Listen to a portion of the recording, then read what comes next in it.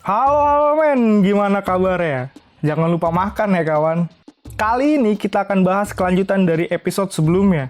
Pada episode sebelumnya diceritakan kalau pemimpin sejati kegelapan datang ke medan pertempuran dan bertarung melawan Sun Wukong. Namun sayangnya Wukong berhasil dikalahkannya. Bahkan tongkat saktinya dengan mudah dirubah menjadi batu lalu dihancurkannya.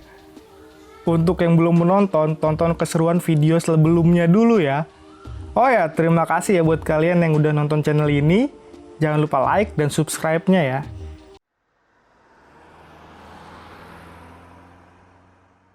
Oke kawan, kita mulai cerita di chapter ini.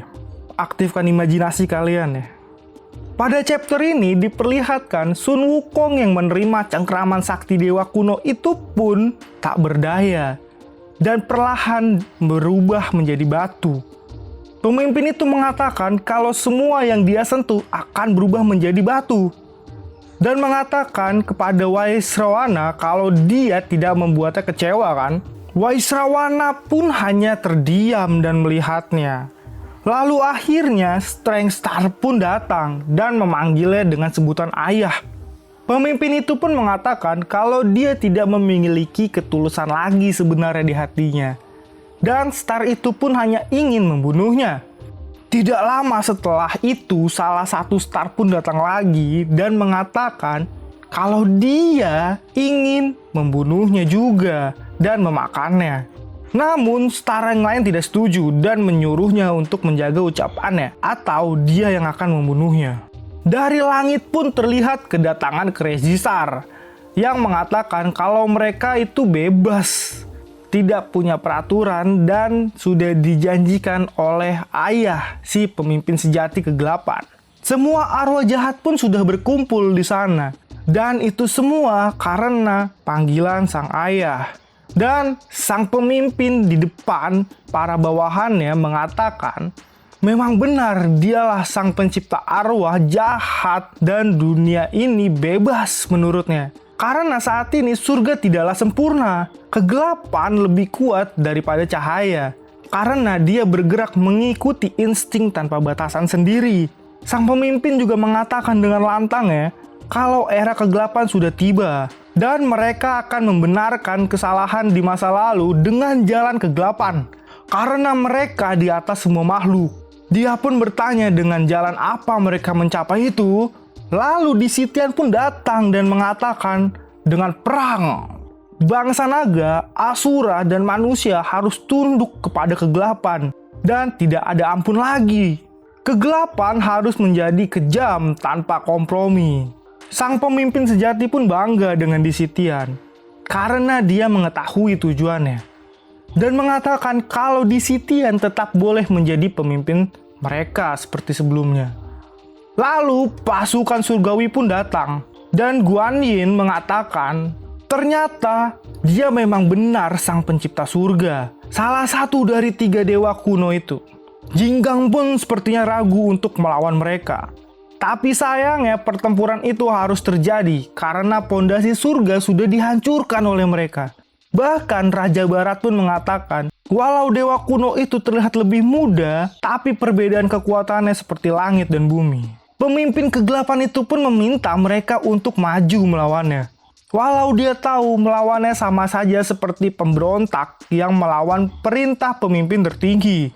Dia juga mengatakan kalau bertarung dengannya percuma. Karena dia hanya mengambil kembali surga yang dia ciptakan dan meminta mereka untuk pergi saja. Guan Yin pun mengatakan memang posisi 3 surga kuno adalah yang tertinggi. Namun di mana kedua yang lainnya? Karena itu janggal baginya. Dewa kuno itu pun berkata kalau Guan Yin tidak punya hak untuk bertanya padanya. Guan Yin pun berkata lagi kalau dia yakin mengusir para dewa bukan kesepakatan 3 dewa kuno. Dan kalau memang itu benar, dia masih memiliki keinginan untuk mengambil tindakannya sendiri. Bahkan tidak perlu memperlakukannya dengan rasa hormat seperti dulu. Serta Guan Yin tidak akan melepaskan kepercayaan dan prinsip kebajikannya. Dewa kuno itu pun sangat marah mendengar perkataan Guan Yin. Pemimpin itu mengatakan kalau setiap generasi memiliki keunikannya masing-masing. Namun mereka semua sudah mati dan tinggal dia saja yang abadi. Dirtarasa pun berkata kalau dia kan dewa kuno, jadi untuk apa dia mengurusi urusan dewa sekarang? Jinggang pun setuju dengan perkataan Raja Timur itu. Lalu pemimpin kegelapan itu pun mengatakan semua pikiran itu naif, hanya akan menjadi debu di tangannya.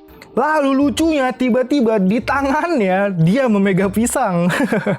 Semua orang yang melihatnya pun kaget. Dewa kuno itu pun mengatakan sejak kapan pisang ini ada di tangannya. Dan dia membuangnya dengan penuh amarah. Dia juga menghancurkan tubuh Wukong yang sudah menjadi batu. Terus siapa yang kasih kalau Wukong itu masih batu? Pemimpin itu mengatakan kalau Wukong belumlah mati. Dia menukar tubuhnya dengan teknik penukar tubuh legendaris. Dan Wukong pun muncul dari balik telinganya dengan tubuh yang sudah ia kecilkan. Wukong mengatakan dia sangat benci dengan orang yang merasa sombong dan merasa bisa mengatur semuanya. Dia akan memberikan pelajaran ke orang itu. Wukong juga mengatakan pisang itu ia kasih untuk dibawa pulang sang pemimpin kegelapan dan memakannya dengan pelan-pelan saja. Gokil, kacau ini Wukong. Dewa kuno itu pun sangat kesal dibuatnya. Dia langsung menangkap Wukong yang ada di balik telinganya. Tapi sayangnya, Wukong dengan mudah menghindarinya dan berkata kalau dewa itu sekarang tidak akan mudah menangkapnya. Semua pasukan kegelapan yang melihatnya pun marah karena dia sudah mempermainkan sang rajanya. Lalu Wukong pun berubah ke mode kera raksasanya untuk mengancam sang raja kegelapan itu. Raja kegelapan pun mengatakan Wukong beruntung bisa kabur darinya dan tidak akan terulang 2 kali. Wukong dengan gagah berani mengatakan kalau dia tidak akan kabur dan dia sudah melihat kemampuan sang raja kegelapan. Dia langsung menyerang raja kegelapan itu. Raja itu pun bisa menghindar dari serangan Wukong. Tapi Wukong dengan penuh semangat terus menyerangnya dengan berbagai kemampuannya. Sampai akhirnya dia berhasil menendang sang raja dan membuatnya terpental sangat jauh. Dan raja pun terbentur ke bangunan istana sampai hancur. Serangan itu pun berhasil melukai sang raja.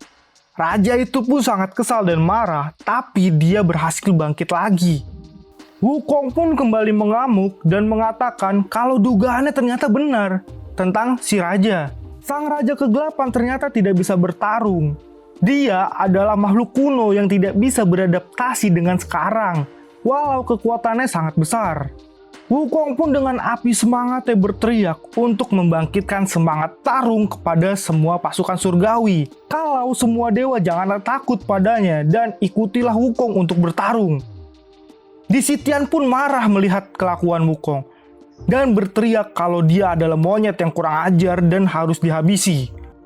Lalu pasukan kegelapan pun menyerangnya dan diikuti oleh pasukan surgawi yang sudah siap dan semangat.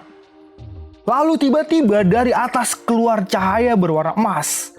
Cahaya itu mengherankan semuanya. Wukong pun penasaran siapa dia. Karena dia memiliki aura yang sangat damai, begitu juga Guanyin. Tapi Guanyin pun sepertinya mengenalnya.